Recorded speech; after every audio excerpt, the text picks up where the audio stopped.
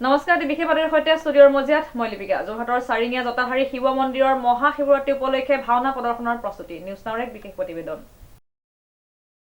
যোৰহাট জিলাৰ পশ্চিম যোৰহাটৰ চাৰিঙীয়াৰ বুধবৰীয়া তিনিআলিত অৱস্থিত জটাধাৰী শিৱ মন্দিৰত মহাশিৱৰাত্ৰি উপলক্ষে আয়োজন কৰা হৈছে এক বিশেষ সাংস্কৃতিক অনুষ্ঠান। নিশা মন্দিৰ প্ৰাংগণত মঞ্চস্থ হ'ব ঐতিহ্যবাহী ভাওনা গজকেতু উপাখ্যান। উল্লেখযোগ্য যে বৃহত্তৰ চাৰিঙীয়া যুৱ সংঘৰ সাংস্কৃতিক গোষ্ঠীৰ উদ্যোগত আৰু বিশিষ্ট শিল্পী দীপেন দত্তৰ পৰিচালনাৰে প্ৰদৰ্শিত হ'বলগীয়া এই ভাওনাভাগে অঞ্চলটোৰ ধৰ্মীয় আৰু সাংস্কৃতিক পৰিৱেশক অধিক সজীৱ কৰি তুলিব বুলি উদ্যোক্তাসকলে আশা প্ৰকাশ কৰিছে। ইতিমধ্যে মঞ্চ নিৰ্মাণ, পোহৰ, শব্দ ব্যৱস্থা আৰু শিল্পীসকলৰ সাজ পোছাকৰ প্ৰস্তুতি সম্পূৰ্ণ কৰা হৈছে। আছিলে আমাৰ কালি প্ৰথম দিনৰ কাৰ্যসূচী। প্ৰথমতে আমাৰ যি ধৰ্মধ্বজা উত্তোলনৰ পাছতে আমাৰ কাৰ্যসূচী আৰম্ভণি হয় আৰু পুৰাণ পাঠৰ কাৰ্যসূচী হয় ঠিক 3 বজালৈকে। তাৰ পাছতে আমাৰ পূজা ভাগ হয়। ৰাতি আমাৰ কালি সম্পূৰ্ণ পূজা হয়। পূজা হোৱাৰ পাছত আজি আকৌ এতিয়া দিনৰ ভাগত ঠিক তেনেকৈ বন্তি প্ৰজ্বলনৰ পাছত পুৰাণ পাঠৰ অনুষ্ঠানৰ সামৰণি অন্তত ৰাতি ভাগলৈ ভাওনা ভাগ অনুষ্ঠিত হ'ব।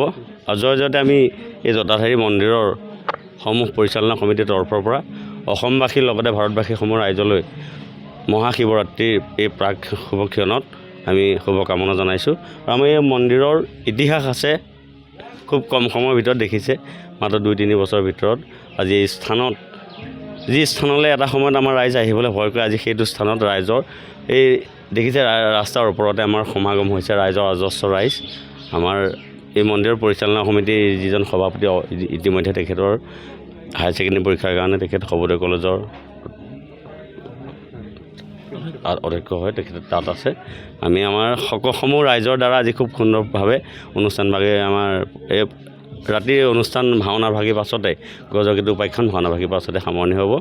আপোনাৰ হ'ব আমাৰ জটাধাৰী মন্দিৰৰ সময়ত যি দেখিছে জ্যেষ্ঠ কনিষ্ঠ যিসকল আমাৰ লগত আছে ওতপ্ৰোতভাৱে জড়িত। এই মন্দিৰৰ অকল চাৰিঙীয়া গাঁৱৰেই বুলি ইতিহাস নহয়, চাৰিঙীয়া গাঁৱৰ বিভিন্ন প্ৰান্তৰ পশ্চিম যোৰহাটৰ এই অঞ্চলৰ বিভিন্ন প্ৰান্তৰ ৰাইজ আহি আমাৰ এই মন্দিৰত আজি কালি সন্ধিয়া লগা আপোনালোক অহা হ'লে দেখা পালেহেঁতেন। খুব সুন্দৰ পৰিৱেশত আহি আমি যি পাৰিছোঁ এটুপি চাহ আৰু অকণমান যদি পাৰিছোঁ ভোগ আমাৰ সমিতিৰ তৰফৰ পৰা প্ৰাণৰ ব্যৱস্থা হৈছে।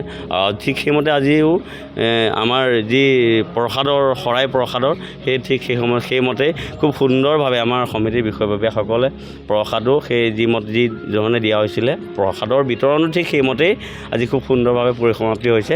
আৰু কালি আমাৰ ঠিক প্ৰায় দিনৰ ভাগত আমাৰ পুৰি চব্জি আমাৰ গাঁৱৰে এজন সমাজকৰ্মী ব্যক্তিয়ে দিছিলে আমাৰ তেখেতৰ পৰিচালনাত। প্ৰায় কালি 70 কেজি 73 কেজিমান আমাৰ আটা কালি বনোৱা হৈছে, মানে প্ৰায় 1000-1200 ওচৰা-ওচৰি আমাৰ ৰাইজ হৈছে। উদ্যোক্তাসকলে জনাইছে যে মহাশিৱৰাত্ৰিৰ পবিত্ৰ তিথিত এই ভাওনা প্ৰদৰ্শনৰ জৰিয়তে নতুন প্ৰজন্মৰ মাজত অসমৰ ঐতিহ্যবাহী নাট্য সংস্কৃতি সংৰক্ষণ আৰু প্ৰচাৰৰ প্ৰচেষ্টা গ্ৰহণ কৰা হৈছে। তেওঁলোকে বৃহত্তৰ অঞ্চলটোৰ ৰাইজক উপস্থিত থাকি অনুষ্ঠানভাগ সফল কৰাৰ আহ্বান জনাইছে। উল্লেখযোগ্য যে দেওবাৰৰ পৰা আৰম্ভ হোৱা জটাধাৰী শিৱ মন্দিৰৰ মহাশিৱৰাত্ৰি উৎসৱত অঞ্চলটোৰ ভক্তপ্ৰাণ ৰাইজে যথেষ্ট উৎসাহেৰে অংশগ্ৰহণ কৰা পৰিলক্ষিত হয়। পূজা অৰ্চনা, নাম প্ৰসংগ আদি ধৰ্মীয় কাৰ্যসূচীৰ লগতে সাংস্কৃতিক অনুষ্ঠানসমূহেও উৎসৱৰ মৰ্যাদা বৃদ্ধি কৰিছে।